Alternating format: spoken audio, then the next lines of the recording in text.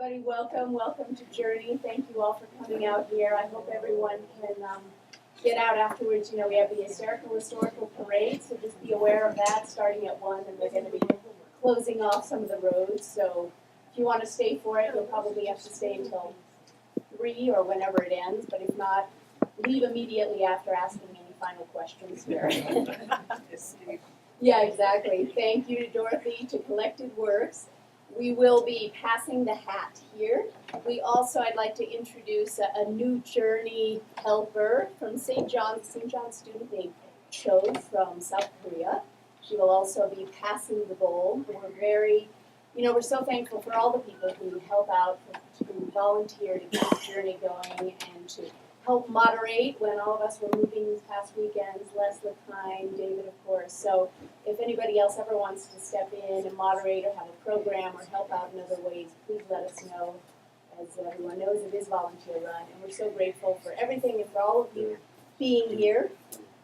Before I introduce Craig, next week will be Peter White doing, I believe it's part 2 of a series on water, and this one will be specifically on the Middle Rio Grande.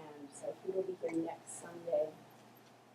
And we are incredibly fortunate to have Craig Barnes here, the founder of WeArePeopleHere, one of our greatest advocates of democracy here in Santa Fe. Really, puts his money where his mouth is, so to speak. But has really motivated a lot of people, and just has incredible things to say. Now he's talking about public banking. I did an interview with Craig Barnes on KSFR, which you can look up on the Radio Cafe. So we really laid it out after he returned from the conference. I suspect he'll be speaking about that today as well. But there are so many challenges in our banking system, and public banking is really the way to go.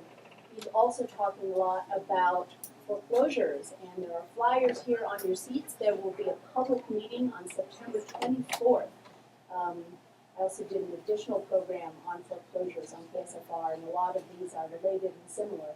So please pick this up for foreclosure discussions. Unfortunately, it's happening a lot.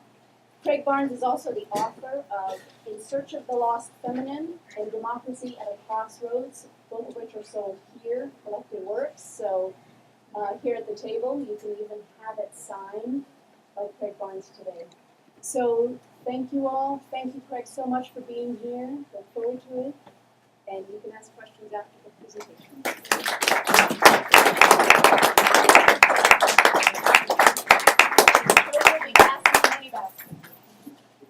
Thank you, Zaylee. And thank you all for coming in. You can just do your public service today by buying books. Dorothy doesn't care whether you're paying attention to the conversation, just buy a book. That's all that really matters. And that's your public service, is keep this bookstore going, which is a great asset to the community. It's great to be back at Journey again. Nice to see you all, familiar faces, and hear about week to week the things you've been talking about over the last year, and have a chance to talk amongst you one more time. This time we're launching this fall and through the year to come a project at 2 levels. One level is going to be the very practical effects of how do we put democracy in practice here in Santa Fe. And the other level is a philosophical conversation that I'm calling now an exploration of empire. An exploration of empire, a philosophical conversation about what the empire looks like and its core ingredients, which turn out to be in the banking area. So we're launching a series of programs today, and then later this month on the 24th, the Unitarian Church, and then throughout the year we'll be talking about the ways in which the empire is sucking up the income and the resources of the Santa Fe community, the New Mexico community, the global community. So what's happening in Santa Fe is happening in India. What's happening here is happening all over the world. It's orchestrated substantially by the Bank of International Settlements in Basel, Switzerland, and I'm going to talk about that at some length today. Melissa said to me, "Great, banking? Banking? Why are you doing banking?" And that's what I hope to make a move to it today. If you or I or one of our kids throws a large stone at a big red anthill, it goes thud, and then all of the red ants come streaming out, running around all over the anthill, hurrying this way and that, bumping into each other, mad with fury, looking for the attacker, racing up against the upending stone, racing back away down to their homes on the ground, etc. This is an image that could be a metaphor for most of us. One week we talk about Republicans and the filibuster. The next we talk about the Voting Rights Act. The next week it's Citizens United. The next it's water and water conservation. The next week it's media concentration. Every issue seems more important than the last, and every issue demands immediate attention. Altogether, we are concerned about the takeover of American democracy by empires of money. But we find ourselves so scattered over so many issues that we have not created a focused target.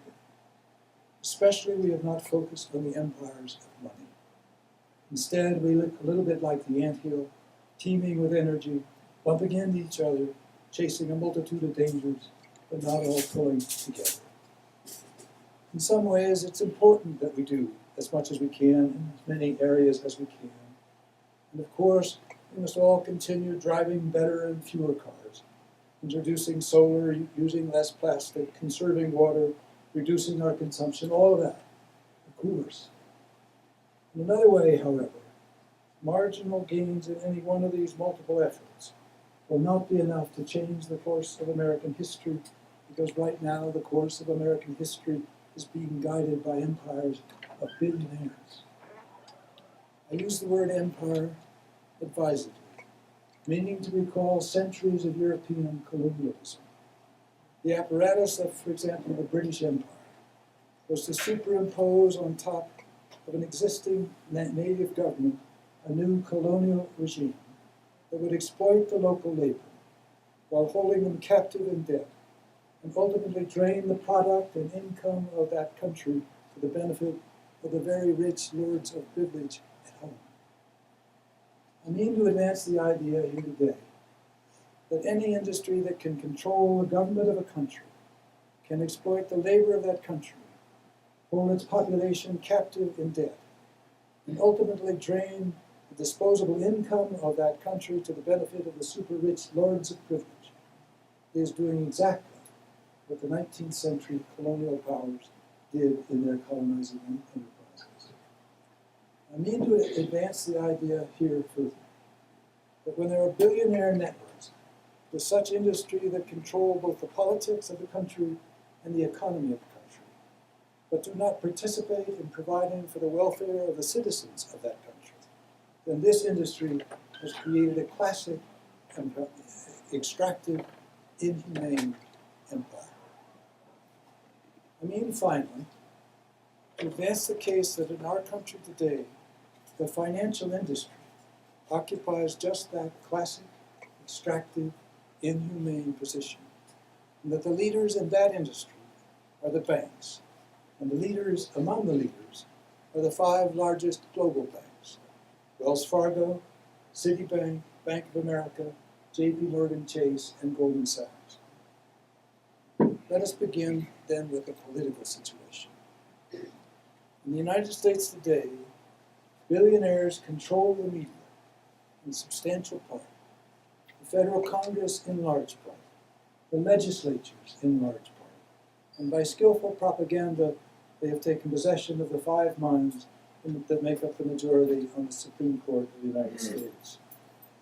While, therefore, we are all trying to do our best in a multitude of issues, every one of the causes we believe in and fight for is resisted by media, a Congress, the High Court that have been taken over by or subverted by empires of great wealth. We must therefore ask ourselves, can we in some way, through some issue, create a single focused movement that has power sufficient to combat billionaire political empires? Can we find the Achilles heel of the whole facade of plutocracy? Is there an Achilles heel? Or better yet, can we find a point of leverage that if we create a movement at that point, will create cracks and the foundations of empire. The empire has its control through Congress by campaign contributions and lobbying. According to the Center for Responsive Politics, commercial banks alone spent more than $61 million lobbying Congress in 2020. Get our minds around that figure. Imagine what we could do, we here in this room, if we had $61 million to lobby Congress. Imagine that one of the little nonprofits that we root for or support had a grant of $61 million. We could, as Shakespeare says, down the stage in tears, cleave the general ear with horrid speech, and make the mad, the guilty, and appalled. We could win a few battles, is what we could do. Imagine then the power of $61 million in lobbying for just one financial industry. And you can see why it is fair to say that our Congress has been colonized. The Center for Responsive Politics reports that the financial industry had over 12,000 lobbyists, 12,000 lobbyists working the Congress in 2012. That would leave no hen unshaken, no congressional lunch eaten alone, no congressman or congresswoman in search of tickets for anything, and finally no question concerning any piece of legislation left unanswered. All that attention from the 12,000 lobbyists ought to get answers supplied in amazing detail. They're not answers for you and me. And just by the way, Wall Street in 2005 did write laws to give the so-called derivatives of Wall Street, priority status in bankruptcy, so that they claim ahead of all other creditors, public or private, in bankruptcy. In bankruptcy, derivative gambling is the first to get reimbursed. Derivative gambling is the first to get reimbursed. The casino gamblers of Wall Street come before homeowners or your government. The second colonizing mechanic we all know is the influence that comes from campaign contributions. Goldman Sachs spent almost $8 million on campaigns in 2011-2012. Bank of America and J.P. Morgan Chase each spent $4.5 million apiece. All three gave these contributions more or less equally to Democrats and Republicans, and so-called independent groups, which made sure that no matter who won, they were going to be okay. They would have access to whoever won. They were everybody's essential ally. An additional 1/3 of their contributions went to so-called 527 nonprofit groups that get a tax deduction. We subsidize them. These independent nonprofits include some names that you will recognize: American Crossroads, GoPac, Progress for America, Club for Growth. None of these groups is apt to campaign for Democrats. This control of the tax code to allow the very wealthy to dominate election advertising is another indicator of empire. It allows the very wealthy to sit atop government, directing it, but not taking responsibility for the welfare of its population. When you consider the citizenship of the great banks and ask whether they are loyal citizens of this country, remember this: the great banks are the ones who declare that income is made in the Cayman Islands, or in the case of Bank of America, 116 different tax havens. And sadly for them, and for us, little income of theirs is made in the United States. So little of our largest bank's income is made in the United States that unfortunately they are sorry to report that their U.S. losses actually require for them a tax refund. In 2010, Bank of America had such a hard year, they were awarded nearly $1 billion in tax refund. This is colonial power. The country's largest bank, the Bank of America, willing to accept the benefits of American citizenship, law and order, stability, education, and financial freedom, but accept none of our burdens. They overlay their system like the British Raj, atop our democracy, but are not of us. They use our name America in their title, but do not accept the duties of American citizenship. This is 19th century colonialism brought forward into the 21st century It is classic, extractive, and inhumane. The third mechanic of the colonizers is to take the deregulation global, and to create an interlocking system of global treaties that literally destroys the sovereignty of countries. We speak of empire advisedly. This financial network is run out of Basel, Switzerland. Suffice to explain, it is here that the global banks created the bail-in provisions, the Cyprus extraction provisions, that make bank deposits, yours and mine, subject to the call of global banks should they fail. That is another reason why it is proper to call the new empire extractive. Goldman Sachs was able, through these Basel rules, passed by neither Congress nor Parliament in any country, to sell bad derivatives to Greece, to demand payment for those bad derivatives when they failed, and bring Greece to its knees, a subject nation. Greece is a nation that lost its sovereignty to a bank.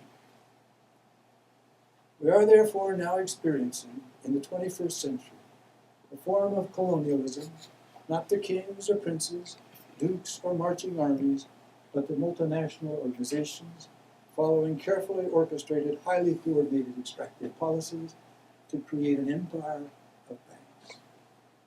Those who resist the new empire are countries with public banks. They are largely the BRIC countries, Brazil, Russia, India, China. But many others who are resisting the empire are Islamic countries because usury is forbidden in Islam, by Islamic teaching. From the point of view of the private banking empire, it is better to make the world safe for usury. And the Islamic countries are by definition therefore hostile. The lesson, it is not safe to reject usury. Having failed to succumb to economic coercion, many of these non-usury states have wound up in the crosshairs of the U.S. military. How can a somnolent American public get hold of the idea that it has been colonized?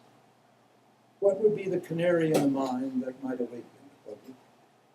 What is the recognizable indicator of the global financial empire's stranglehold? One red flag, one screaming fact crying out that is easily seen, is the measure of inequality. Inequality is a regular feature of empire. Some inequality will always exist, but giant inequality. Inequality that leads the industrialized world. Inequality that defies imagination. That is inequality that signals empire. We in this room are probably familiar with the numbers that reflect America's inequality. Any book, anywhere, now can sum it up. But a couple of figures. According to Forbes magazine, the chairman of one bank, just one bank, J.P. Morgan Chase, Jamie Dimon, was paid $41 million in salary in 2010. $41 million. Guy must work really hard. Lloyd Blankfein of Goldman Sachs was paid $21.7 million. Goldman Sachs has admitted to and been fined for federal fraud, intentional deception, but Blankfein still got his $21 million. J.P. Morgan has been covered in scandal, but the Jamie Dimon still got his $41 million. Scandal and fraud, legally convicted fraud, doesn't seem to matter. Neither the scandal nor the fraud will deter those who have so much money that they view themselves as above the law, as colonialists. America suffers today, quite simply, from a concentration of wealth greater than any other advanced country, and a concentration that revivals that of kings and popes, sultans and Caesars in ages past. In the 1st century BCE, Rome moved from a republic to an empire. It could be explained largely by the concentration of wealth. The same thing happened in the 15th century in Florence, Italy. This republic was subverted by bankers' money. The Medicis were bankers. They did not work to preserve the republic. They worked to preserve the Medicis. Now a similar concentration of power and wealth on a much bigger scale threatens to move this nation from a republic to a modern aristocratic empire.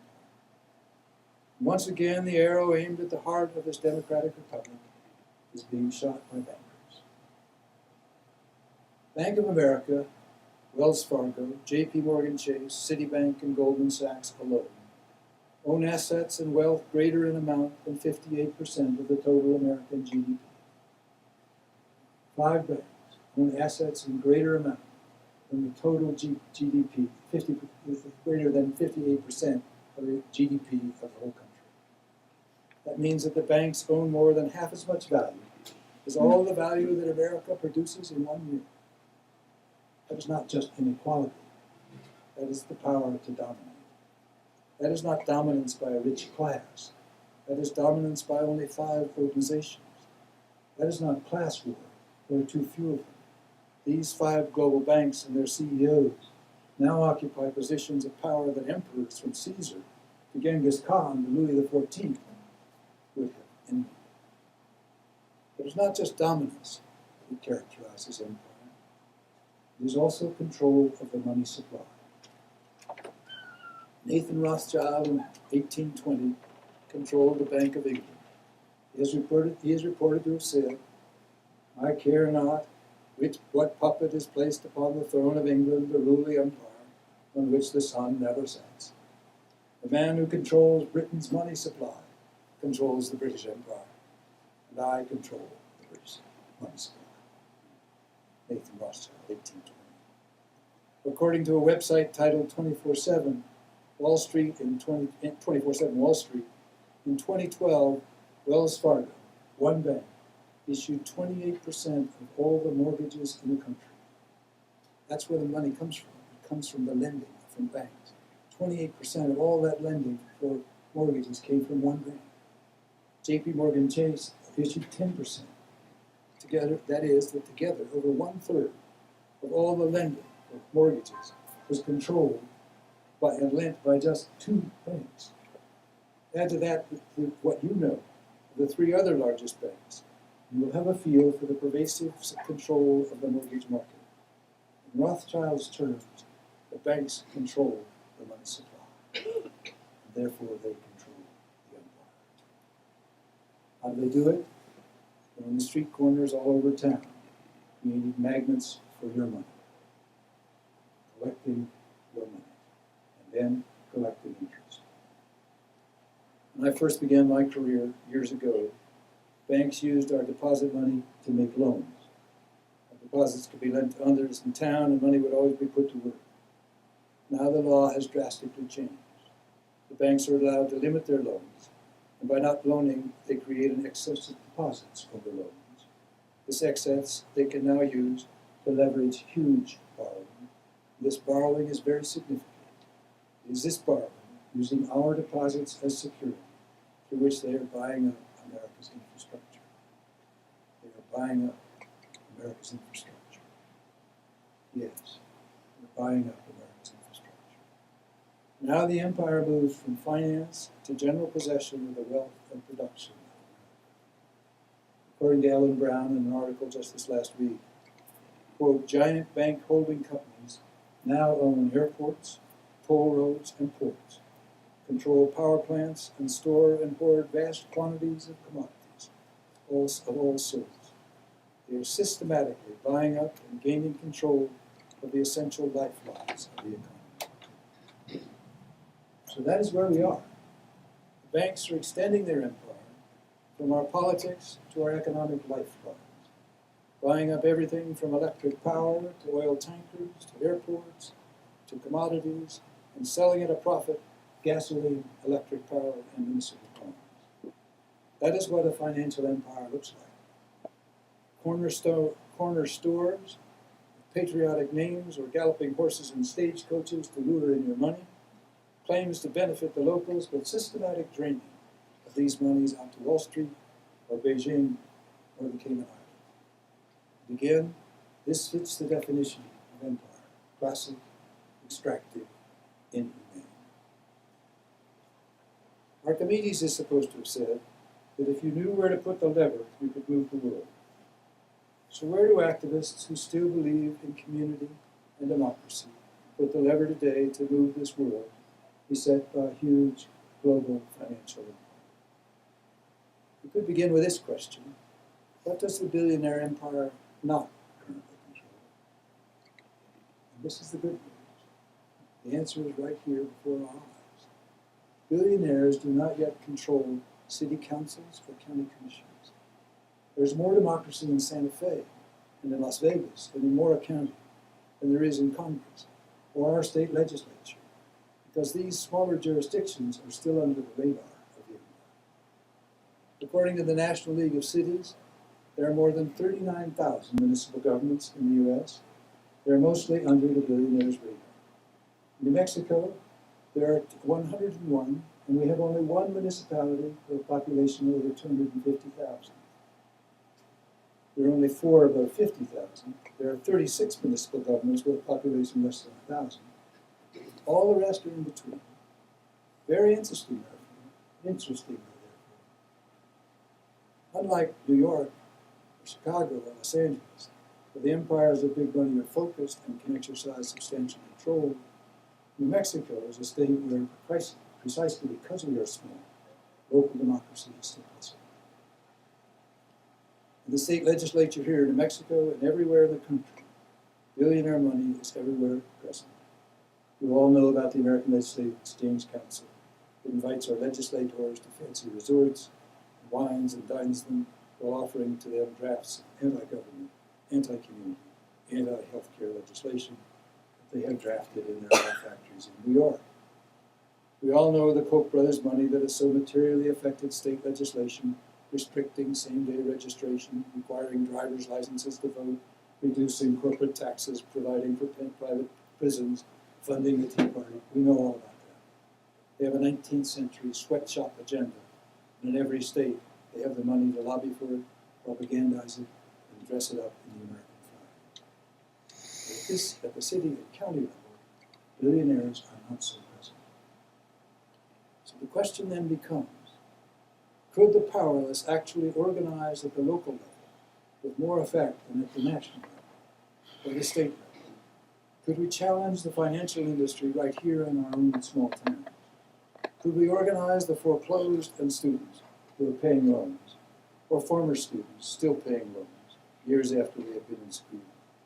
Could we create a union of the foreclosed and a union of students? And could we call for and pass city legislation to create right here our own city bank? We could. And we can begin here at home. We don't have to travel to Washington. We don't have to battle the status quo in the legislature. We can begin in our county commission and in our city council, where we know them and they know us. To garner public support, the challenge will be to make the financial empire, the global empire of which we've been speaking, the real power that governs the lives of millions of Americans, their fortunes and their property values, their education and their health, to make all that empire that governs all that visible. How do we make the invisible empire of the extremes of wealth no longer invisible, but actually visible? Well, let's ask the question, why banking? Because they're invisible. Nobody knows why we do go after banking, because they're invisible. How do we make them visible? All across America, millions are in foreclosure, losing their homes. They are the visible results of the banking empire. In America today, student debt exceeds credit card debt. Students are indentured to both governments and to banks for life. So it's dischargeable in bankruptcy. So add students in debt to those who are visible, who are the visible effects, the results of the financial empire. Not only are these results of wealth empire visible, the causes, the sources of their plight, their indebtedness are also visible. The cause of the immense suffering of these millions is interest owed to the banks. Simple as that. And most often these are the giant banks. Both the giants and their victims, the ones who are suffering, are therefore both visible. Both giants and victims of the moneyed empires are in small towns, like in Santa Fe, in Espanola, Taos. Bingo. Here is the simple equation. Plutocracy has taken over the politics of America. The financial has taken over the funding of the plutocracy. But this is not a problem in the abstract in Washington. This is the problem right here in Santa Fe. Not only do we have visible victims or results of this empire, in every small town we have visible evidence of the giants themselves. The 5 giant banks of the financial industry are the oligarchy that controls lending, and lending at interest is the mechanism that has created the suffering of millions. Now break it down. The largest sector of the financial industry is the great banks. The 5 global banks, J.P. Morgan Chase, Citibank, Wells Fargo, Goldman Sachs, and the Bank of America. These 5 banks are in your pockets and mine. They're in your town and in mine. They're in every town. They're in every street corner all across this town. Those street corner operations are not there to promote the prosperity of Santa Fe, to foster art, culture, or education here in Santa Fe. They are sales offices to lure your deposits and offer loans to you at interest, and at interest you shall ever remain. If you have an account at one of the 5 global banks, you are a colonial, as much as the Indians were colonized by the English, by the Indonesians, by the Dutch.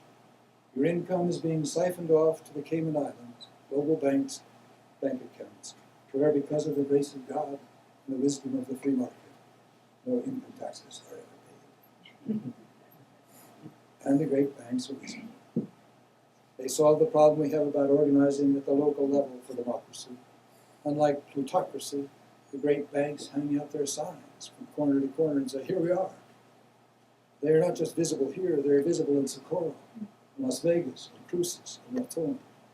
Everywhere they go, they have money-seeking vacuum cleaners that suck up income from farmers and ranchers, homeowners, car buyers, and students and small business. Their signs should say, Wells Fargo, money-seeking vacuum cleaner, and Bank of America, money-seeking vacuum cleaner, and Citibank, money-seeking vacuum cleaner. Come deposit your weekly paycheck here and pay your farm loan interest here, your house loan interest here, and your credit card interest here. We have the best money-seeking vacuum cleaners in town. These money-seeking vacuum cleaners are so efficient that interest debt is what makes the giant banks the owners of assets equal to 58% of the national GDP. That is why we say that at the heart of the plutocracy are the banks. They own the most. They have the clutches on the most people.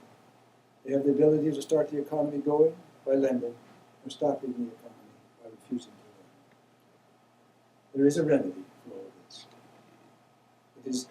It is to form our own public banks. We can do this. 20 states are considering public banks already exist and prosper and lead the way in financing in Brazil, India, Russia, and China, and the Islamic countries, and also in North Dakota. A public bank puts its income back to work for the public's needs in that state. In North Dakota, the public bank finances roads, rehabilitation projects, health facilities, and clinics. We could do that here. We do not need to ship our interest debt to be counted by computers pretending to be humans in the Cayman Islands. We can count our own money. Thank you very much. We can put our lending to solid uses here at home, supporting local business, local education, local banks even can get support by a public bank. In North Dakota, the state bank backs up the community banks, shares difficult loans with them, makes them stronger. It could do the same in Santa Fe.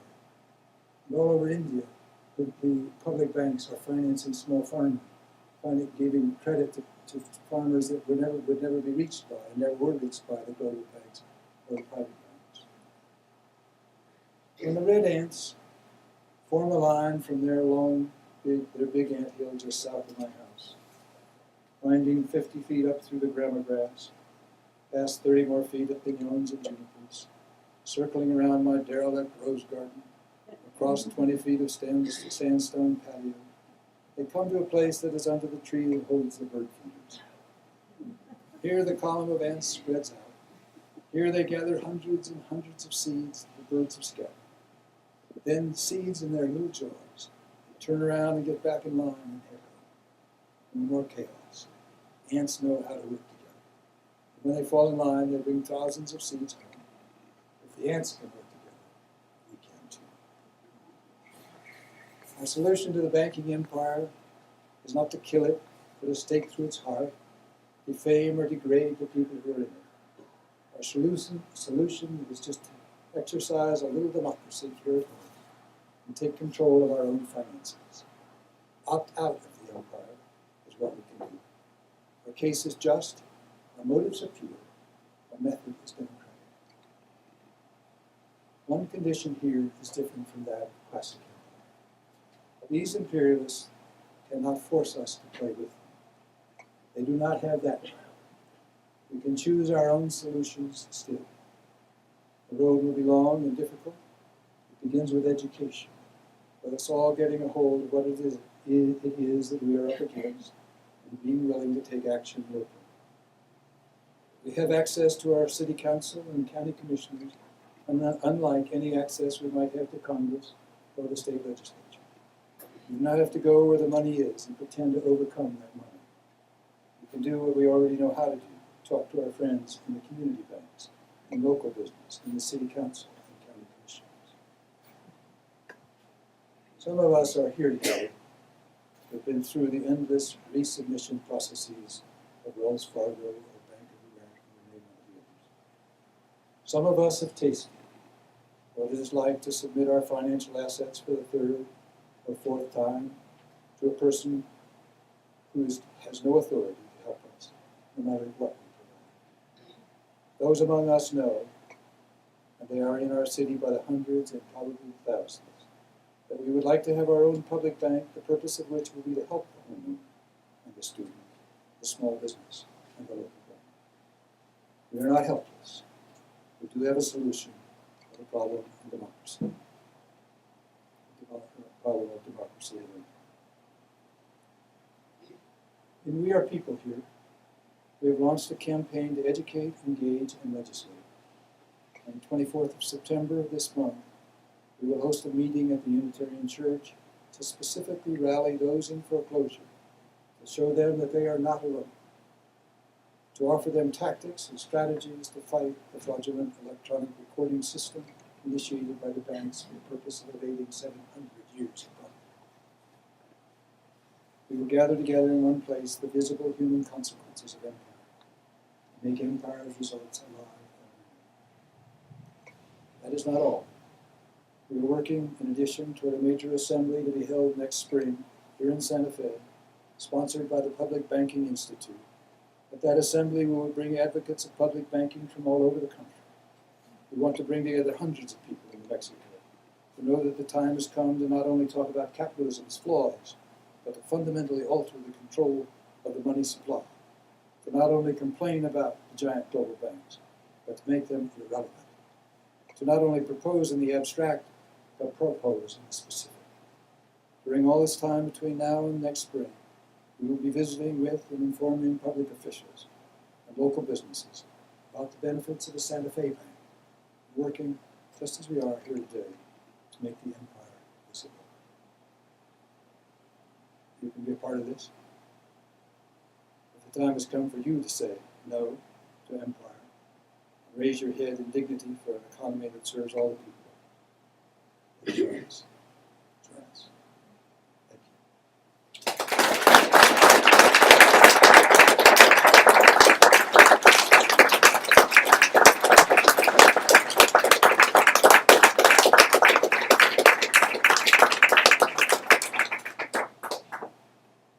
Thank you. For anyone who has questions, if you could please use the microphone because we are recording them. I could. Okay. I wish I could agree with you that local governments remain accessible. But if you look at the last mayoral election, one of the candidates raised an enormous amount of money out of state. And if you look at the upcoming mayoral election and council elections, there are people who are technically taking the public money because they think that looks good, but in fact are also putting together political committees to raise enormous amounts in addition to the public money. One candidate, his handlers, have said they're raising $100,000, and they're the ones who gathered a lot of money out of state last time. And so, is there something we can do to sort of cut that off now, or is that just kind of an inevitable long slide too? It's a perfect question. And in one city after the next, the issue will be playing out differently. In Santa Fe, we may already have come to the attention of major money, but it's also quite likely that we can overcome it. There's much more opportunity for personal contact, much more opportunity for personal campaigning, much more opportunity for personal integrity to surface in a smaller jurisdiction. So that even given those facts and the facts that money is going to increasingly become relevant, we have the opportunity now to work with 9 people instead of 100 in the legislature, and to begin to educate the public through the campaigns that could make this work as well. So there's nothing given, there's no certainty, but the only way we can be sure we will lose is if we do nothing. So the certain requirement is that if we become cynical about the possibilities of democracy at any level, cynicism is what will do democracy to the greatest degree. And if we say that there's nothing we can do, that will guarantee the end of democracy. So the choice now is a choice of where we have the best chance to put the money, where we have the best leverage, the most leverage. And currently, it's not at the legislature, and it's certainly not at the Congress. So we can drive down the street, we can drive to council meetings, we can see councilors, we can be at the campaign meetings. The thing we can't do easily is a call in Las Vegas or the state legislature. So it's also very interesting an idea that has the idea of a public bank. It's an idea which has been spreading like wildfire in the last 3 or 4 years. Public bank idea is now, as I said earlier, being sponsored and pushed in 20 states.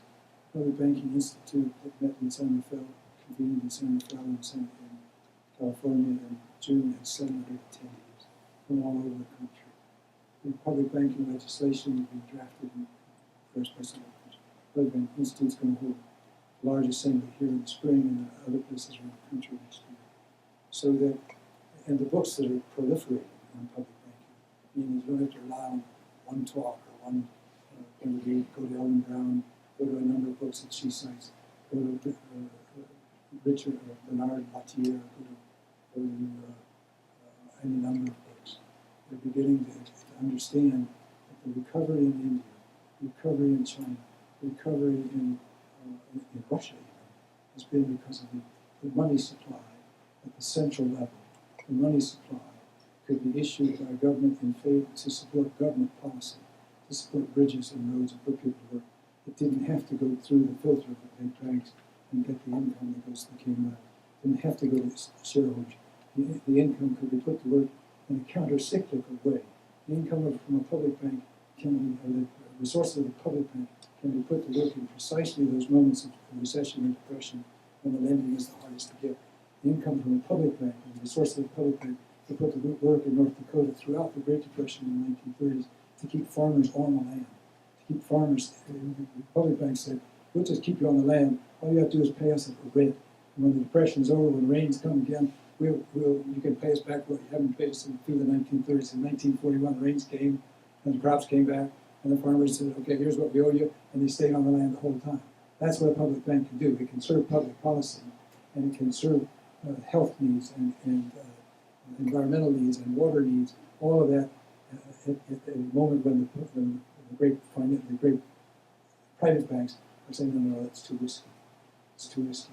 The risk is to profit. The risk is not to the social welfare. The social welfare risk is best addressed through a public institution that says, when we have a need here, we have the full faith and credit of the state to back up these loans, and we will so it's an idea that is achieving kind of raging popularity in the last several years. Can you actually address the difference between a public and a community bank and public bank? A community bank is one of those, like the Los Alamos Central Bank,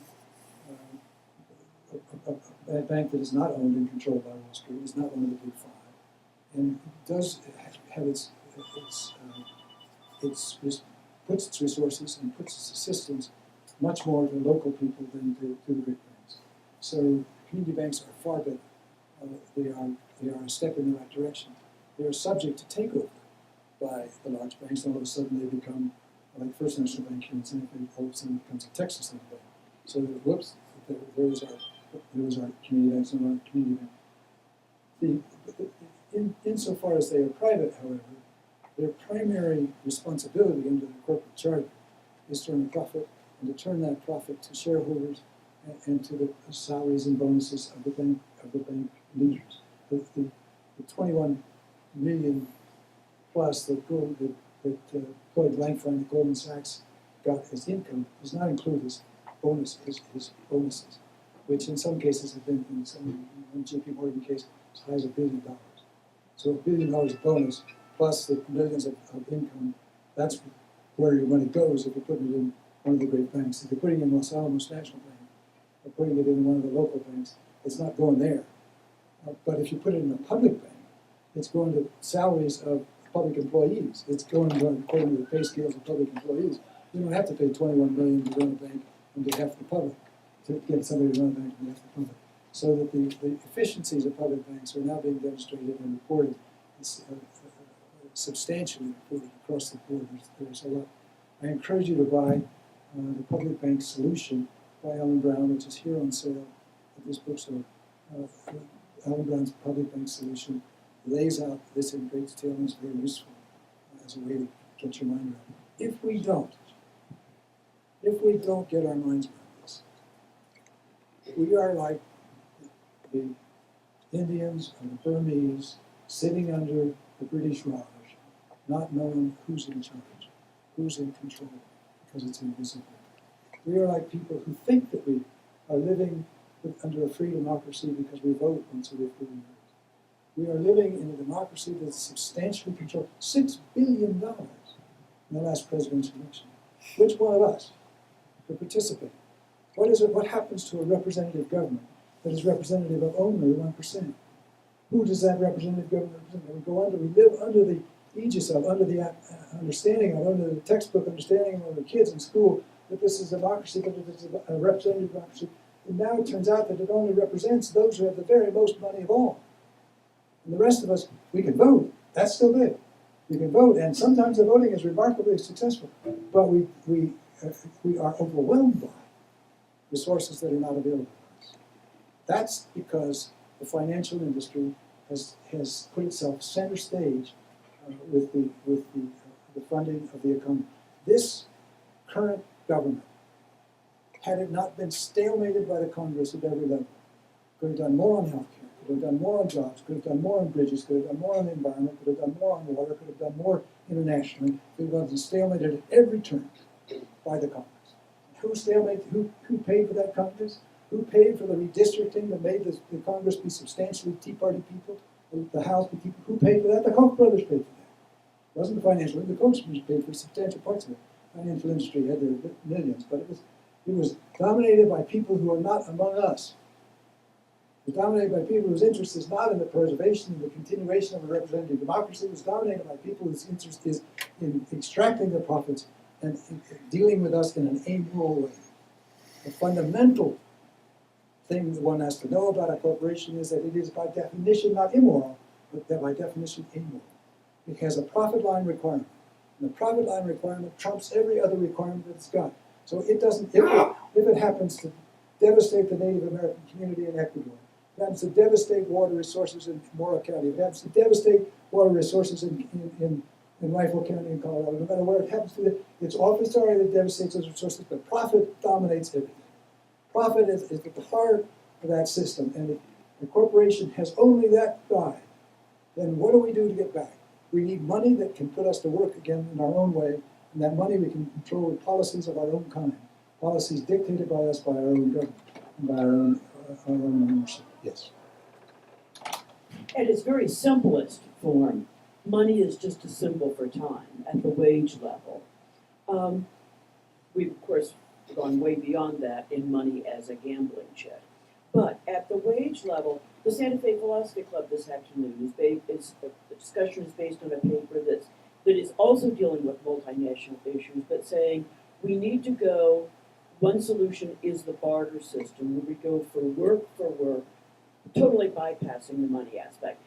Is this just an idealistic sort of granola set theme, or is the idea of work for work having any progress or any possibility in the larger society or the local society? There's a wonderful book called Rethinking Money by Bernard Leitier, L-I-E-T-A-E-R. And I don't know if it's here or not, but Rethinking Money. And Leitier and his co-author, whose name I've forgotten, detail the alternative money systems that are going on around the world, and there are a lot of them.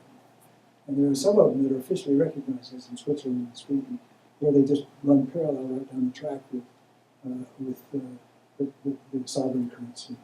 And so, whether you could exchange granola or for work, or whether you would exchange, in Henry II's England, he got so fed up with the money lenders, the gold counters, that he issued sticks with notches carved in them to say how much this value of stick was.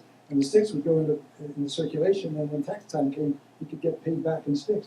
They had 300 or 400 years of what they call tallying sticks in England. So he just instituted his own currency. He said, if the lenders aren't going to lend money, then I'm going to lend money. And I'll do it myself and create money, which is the sovereign privilege. Money lending ought to be a utility. It ought to be a public utility. It ought to be something that comes with being sovereign. And that's what Henry II did. And then finally, the bankers got back in control again. But we could do that. We could do that. And there are conversations going on about that. We would love, I would love, and I think WeArePeople here would love, to have a substantial project going on to explore alternative currency here in Santa Fe. It could be done. It's part of the quiver, or one of the arrows in the quiver, that could allow us to make the large banks irrelevant. It is being done. We have a time bank here in Santa Fe. Many people share hours, and our helping we regard is worth an hour that anybody else wants to hire someone for walking their dog or whatever. So how does that fit in with the bank we're talking about? It's all part of the possible solution. It's part of taking control of our lives here locally, creating mechanics of exchange. It requires us to begin to understand what debt is, what money is, and to face up for the first time in most of our lives with what it means conceptually. And I think when we do that, we're going to say, wait a minute. And this actually has happened over and over again in revolutionary situations, where the plutocracy situations throughout history, when the very rich begin to control everything, the farmers begin to find a way amongst themselves to get means of exchange. Sometimes it's barter, which is quite clumsy, and sometimes they create their own currencies amongst themselves.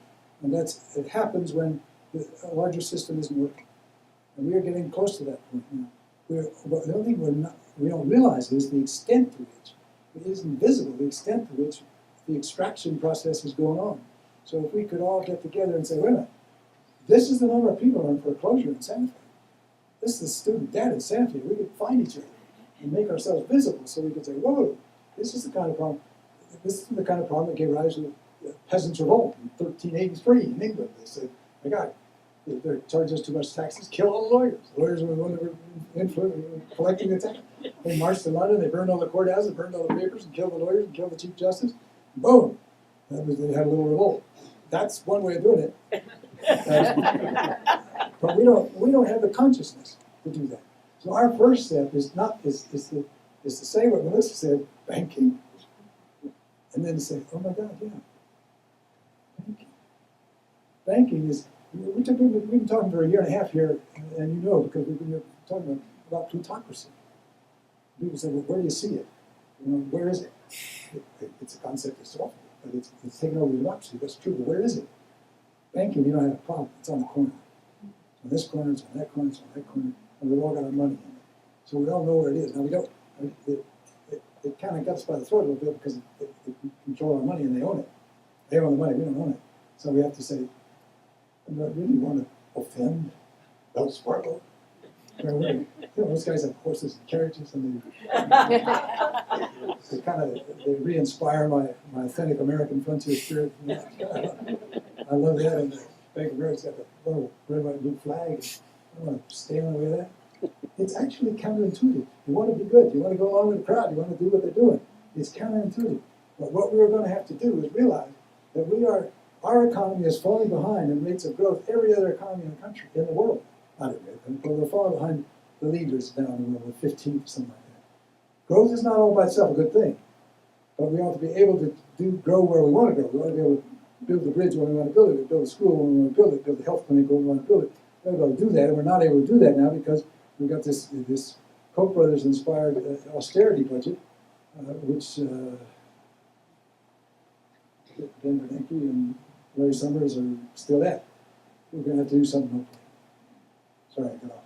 Yes, in the back. Well, Craig, your organization's been going on now for a number of years. Can you tell us what concrete steps are in process for bringing this to pass on a municipal or state level? We have, as I said, we've just come under the banking question in this last year. We've been in an intensive study session of the banking. We've been talking about, we've been doing educational seminars and presentations all over the state. But we've now come to the realization that the plutocracy in general, nobody knows quite where to get a hold of it. What neck do you squeeze? Where do you go? So we then began to realize, as late as last summer, we had to figure out what the engine is that's driving it, what the core of it is. And then that's how we came to banking. Now we're getting into the specifics. This 24th, we're going to try to get through as many of the people in foreclosure as we can. And then sometime in the fall, we're trying to get together students who are suffering, or students or former students who are still victimized by student loans. And then in the winter, we're going to run a series of educational programs. And then in the spring, we're going to do this big banking program. All the while having conversations now for the first time. Careful, thoughtful conversation. Don't anybody please run off and say that the candidates running for mayor got to do a public bank, you got to do a keep safe thing. Just if you're interested, say, have you heard about it? What do you think about it? Let us build that strategy carefully and slowly, because there are a lot of questions that most of us can't answer about the reserves necessary for the city of Santa Fe's money. What bank can hold those reserves? How much reserves they have to have? How does the Federal Reserve get into it? All of those kinds of questions we have to get. But if you're interested in being part of that gradual progression, we need all the help we can get. In the educational work, we're going to move out from city to city and begin conversations around the state around this issue. Question here. Thanks, Craig, for bringing us this absolutely passionate and wonderful wisdom that I know you all have been studying for some time. And I guess I want to ask about local government, because that's happening right now. If you could take us to the next step. Are there people who are in conversation with you that are willing to put this forward if they're elected?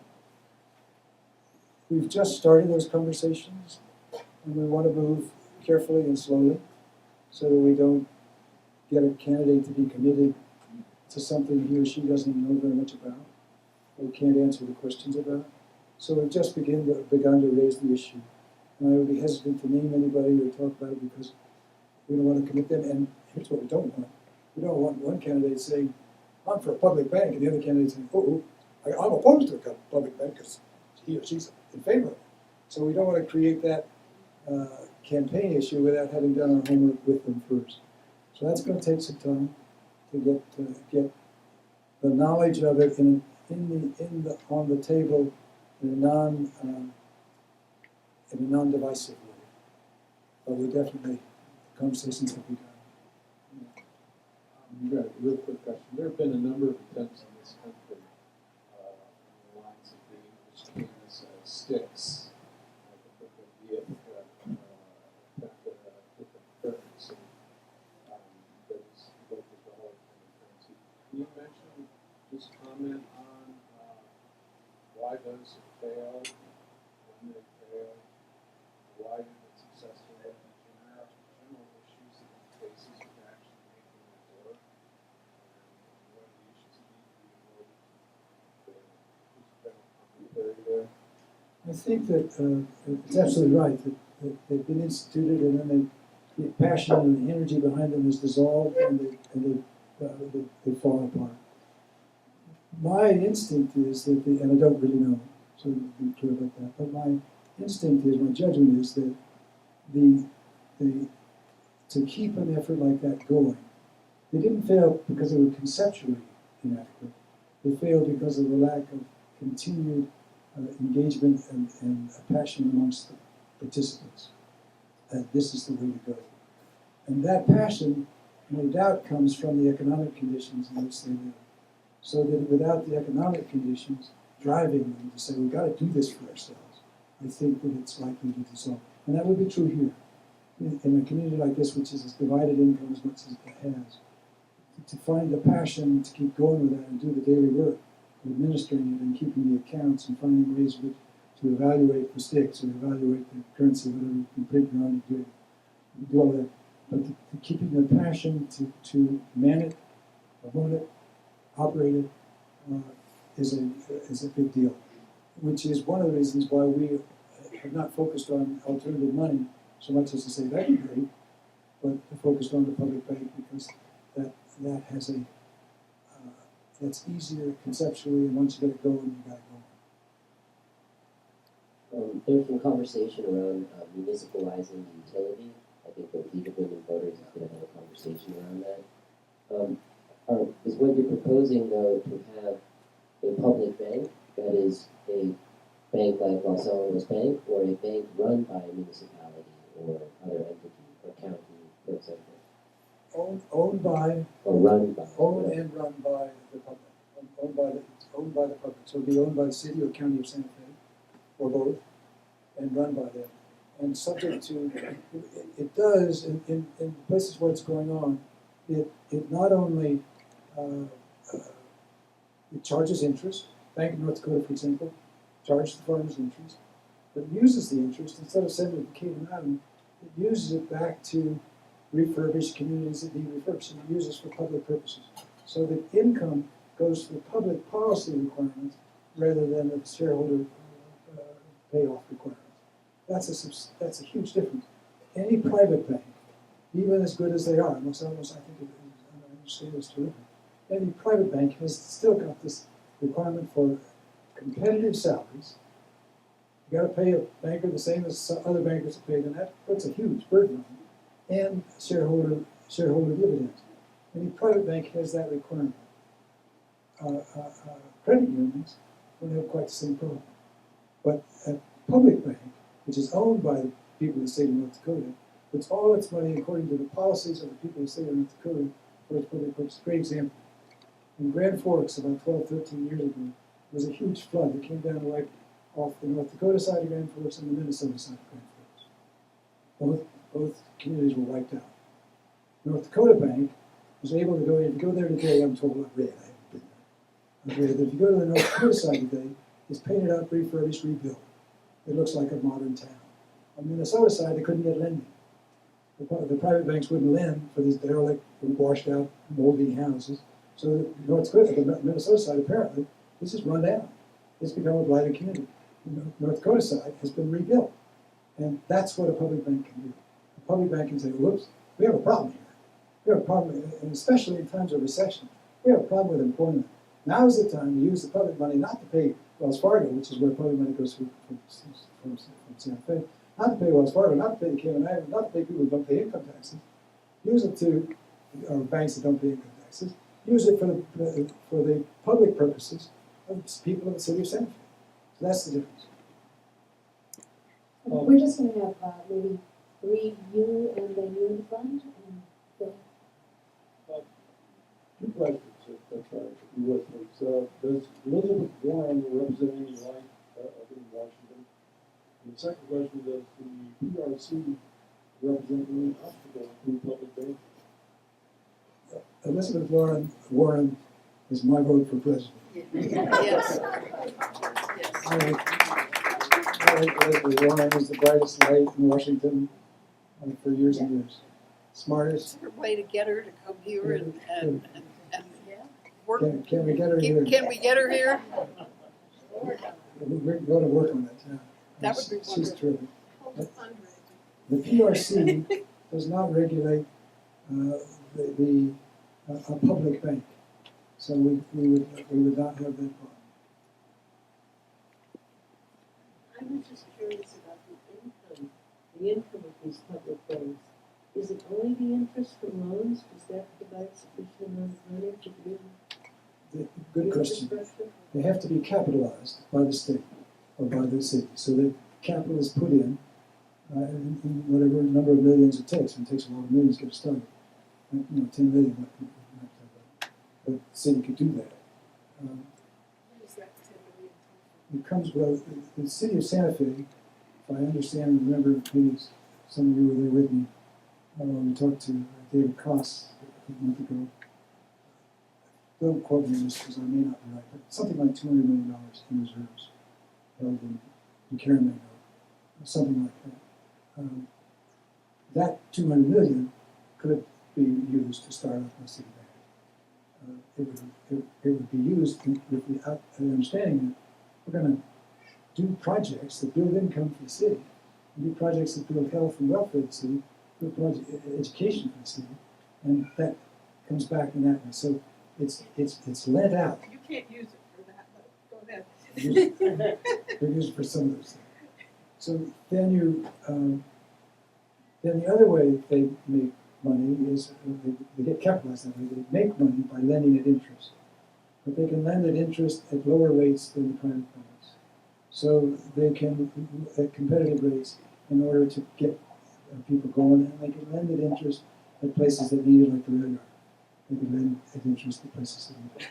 So the rail yard hasn't got its theater and didn't get its upstairs in the market station for its first 10 years because it couldn't get funding. Couldn't get funding from the private banks. What about those receipts tax?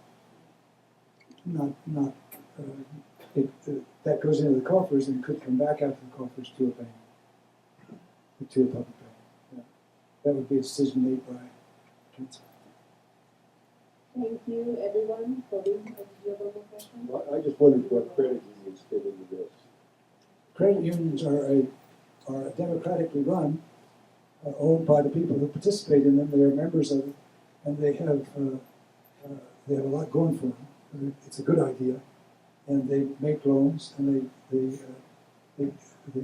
take care of your money. And some of them, I'm informed, and Charlie back here knows better than I do, some of them issue credit cards.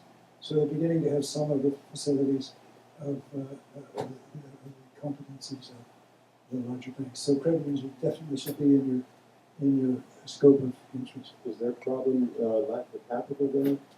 It can be, yeah. And that's, you have to examine where you're going. Yeah. All right, thank you all so much.